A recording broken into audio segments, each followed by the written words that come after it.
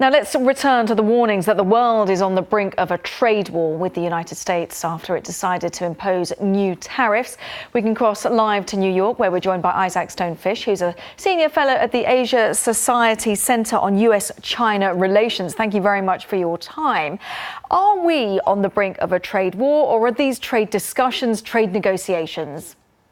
I think it's fair to say that we are on the brink of a trade war. Now, both the American side and, to be fair, the Chinese side have not been predictable in what they've been saying and what they've been doing. And it's certainly possible that in a few days, the two sides will reach some sort of agreement that lowers tensions. But right now, I think a lot of people are not optimistic about how the trade relationship is evolving with the US and China, and with the United States and Canada and EU, and frankly, a lot of parts of the world. Does the US have an option, a different option, say, with China? Because, of course, its trade deficit is so huge. The US buys nearly 4 times as much from China as it sells. Does Donald Trump, does he have any other options?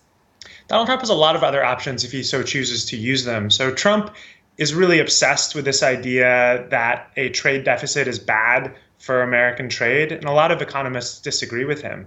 I think the difference between the United States' relationship with China and its trade relationship with Canada and the EU, for example, is that China is not a US ally, and China has a lot of unfair trade practices, whereas Canada and the EU are much more surprising targets for US trade ire.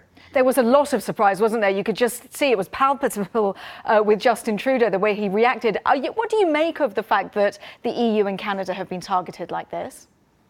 It's very surprising. I think on the one hand, I guess you have to give Trump some credit for following through on a promise to be tougher on global trade. On the other hand, it just seems like something that doesn't benefit American workers, American people, citizens of those countries, and the relationship in general. So it's a bit of a head scratcher.